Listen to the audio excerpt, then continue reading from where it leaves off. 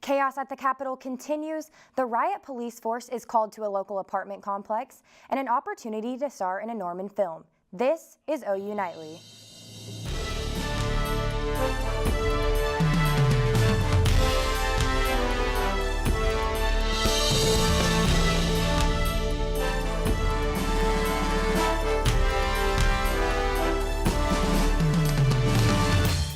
Hello, thanks for watching OU Nightly. I'm Harlee Toothman. And I'm Cheyenne Plummer.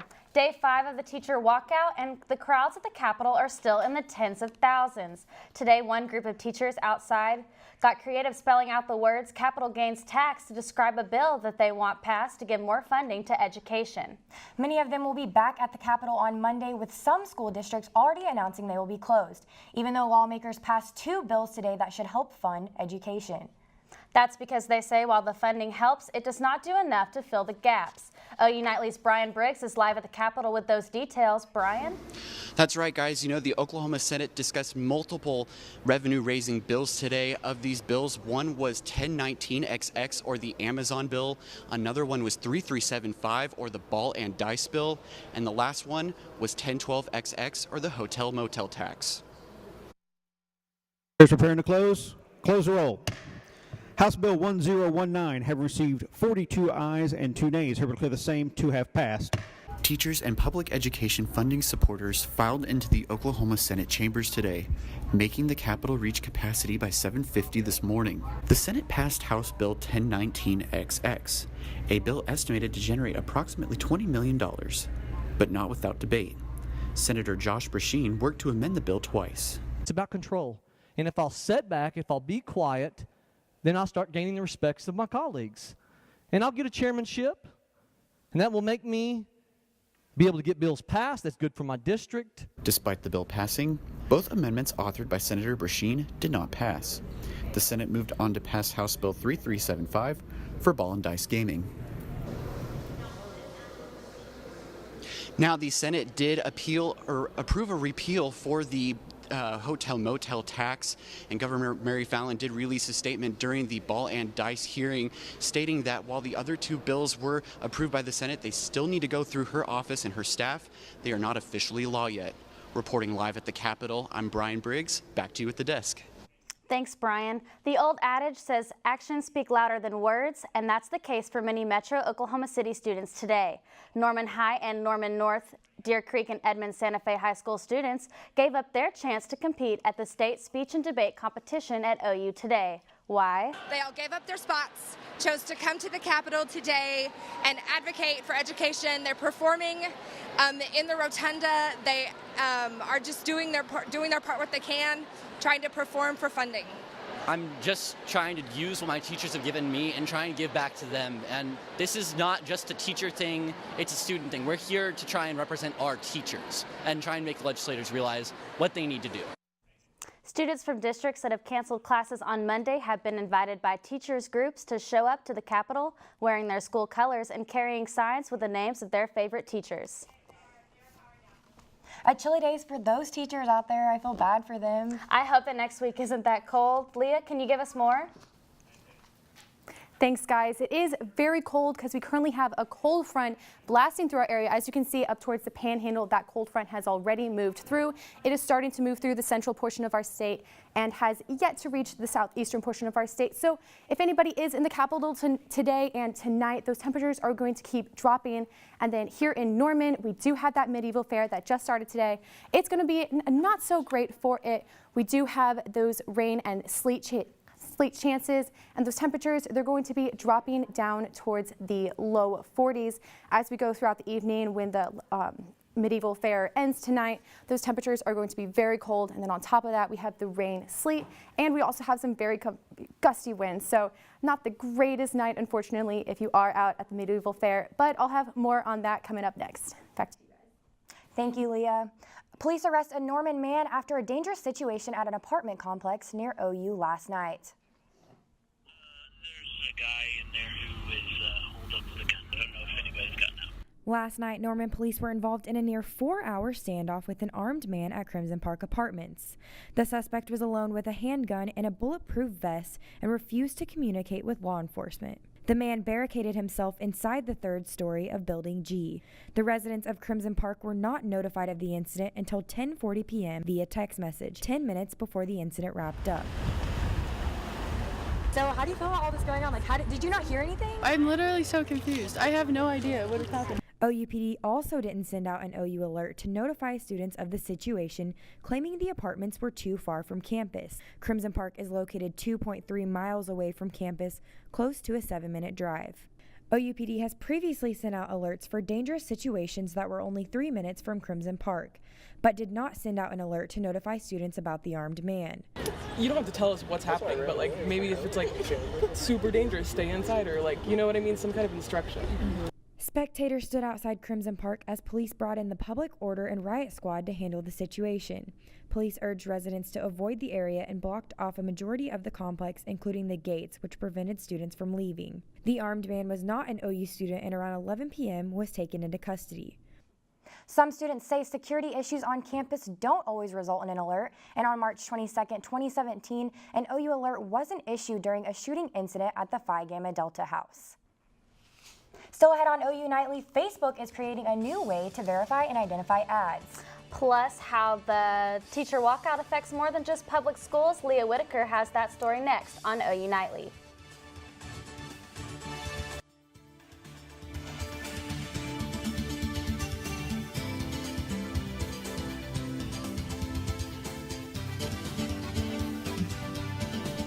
Welcome back to OU Nightly. I'm Brooke Murski in the News Center. As you just saw, the Dow Jones stock dropped 572 points today. Dow continues to sink after President Donald Trump announced yesterday he is considering increasing tariffs in Chinese exports by $100 billion. This increase would triple the U.S.'s planned tariff amount. All 30 companies on the Dow are affected by the drop, especially Caterpillar, Boeing, and Nike, with heavy exposure in China. White House officials are working to soothe fears of a trade war. And the Trump administration is making additional sanctions against 7 Russian oligarchs and 12 companies they own or control. These sanctions are being issued against those with Russian ties to Russian President Vladimir Putin. The U.S. is working to punish Russian oligarchs from profiting from the democratic elections in 2016 and 2017 and their destabilizing activities. So far, the U.S. has sanctioned 189 Russian-related individuals and entities.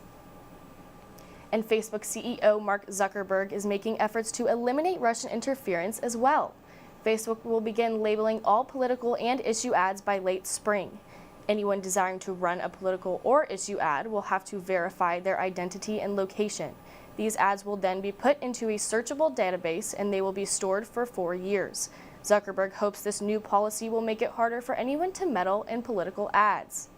And the president finally broke silence on the Stormy Daniels case. He claims he did not know about the $130,000 payment to the porn star. Also late this afternoon, the Republican Congressman Blake Farenthold abruptly resigned amid sexual misconduct allegations. Thank you, Brooke. As the Oklahoma teacher walkout continues, more than just schools are having to learn how to adapt. OU Nightly's Leah Whiticker reports on students in the county detention system. Most people think that only schools are affected, but don't always know about the other places affected. The Oklahoma teacher walkout started Monday, meaning that most public schools have been closed, including the Youth Detention Center of Cleveland County. The Cleveland County Juvenile Services has 2 teachers and 26 students. The school districts provide the books and teachers for the detention center. We lack things that we need in our industry, and we take cuts most every year. It's difficult, but you have to figure out what are you going to do to best serve your clientele, what are you going to do to best serve the folk that work for you, and still run a positive business that adds to the benefit of the state of Oklahoma. And this is about what the educational system has determined they need to do. We're going to continue to provide the best service that we can to the detainees that we have, as we always will. The youth already miss out on a technological standpoint in education. Most of the students enjoy reading the books provided by the center to pass time. The teachers have been at the walkout all week, pausing the education at the juvenile center.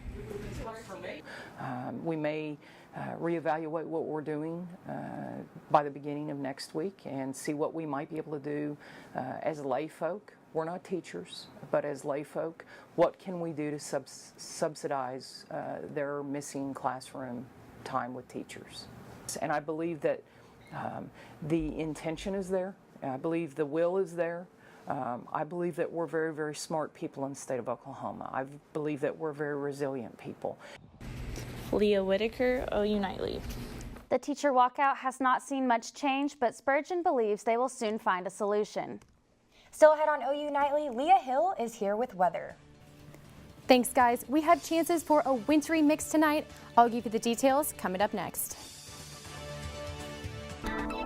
Welcome back to OU Nightly, guys. It is a little bit gloomy outside right now. There is a lot of clouds in the sky. On top of that, we have some rain and some sleet.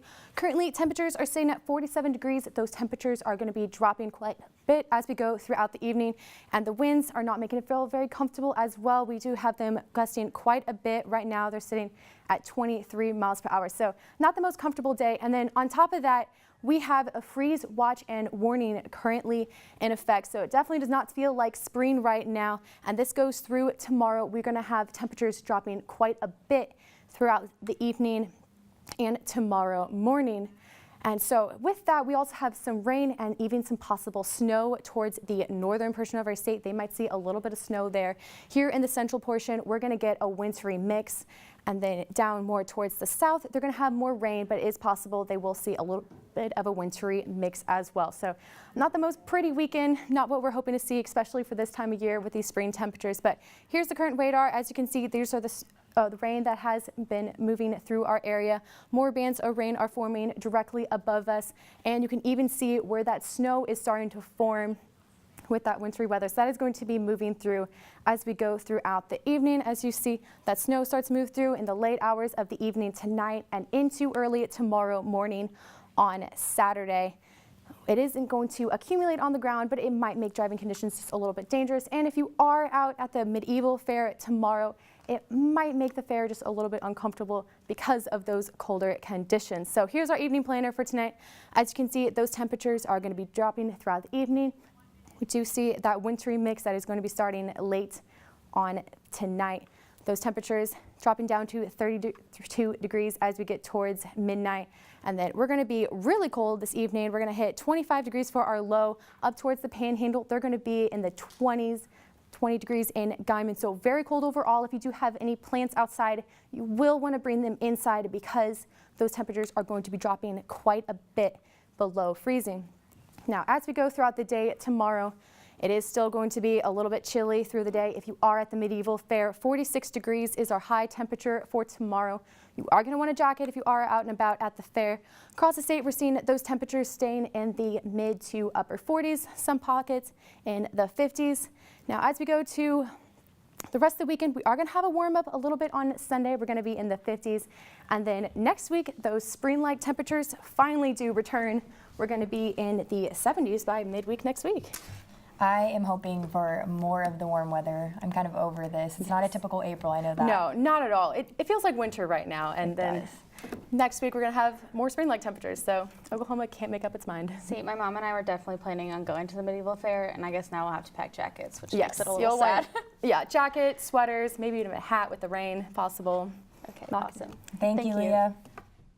Still ahead on OU Nightly, if you like Barry Switzer and football, there's an opportunity for you to be in Film Extra. And we'll tell you about the men's and women's gymnastics team's upcoming big weekend. 300 extras are needed on Monday at 8 a.m. to appear in a feature film called The Turkey Bowl. The filming will take place in Norman and have Oklahoma's very own football legend Barry Switzer. Fans of all ages are asked to wear red and white or blue and white color combinations. And to sign up to appear in the movie, text EASY MOVIE to 797979 or email turkeybowlextras@yahoo.com. You know, I wonder if our boss at the pool will let us skip and go try out. I hope so. I don't want to show up at 8 a.m.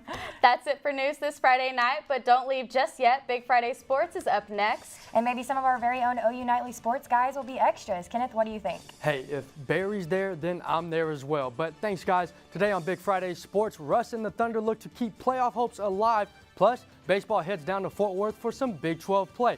Sports is coming to you next.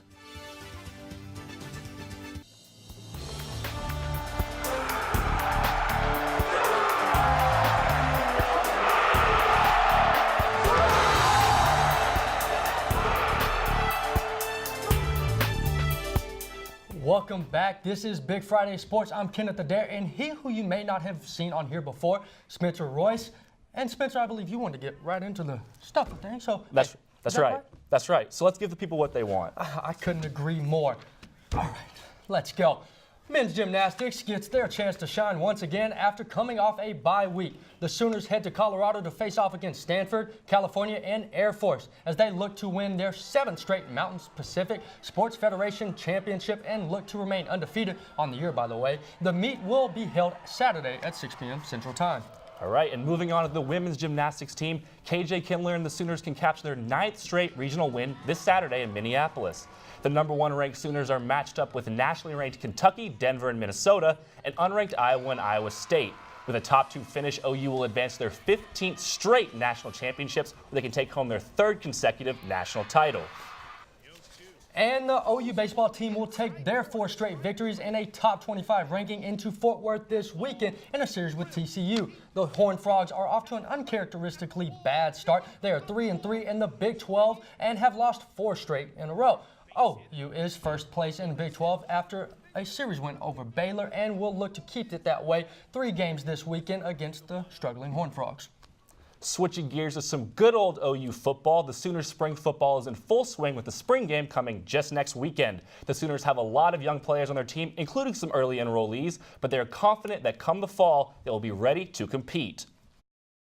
I'm really confident. I like a lot of the guys out there right now that we're playing with, so I'm really excited about the future. I know once we get spring and summer wrapped up, I know they'll be ready to go in the fall, so I'm not worried about them at all. Just excited to see them get to actually go out there and play 100%. Oh, they all have. I mean, I don't have really one on my head, but you know they've all done a good job getting better, coming in here ready to work.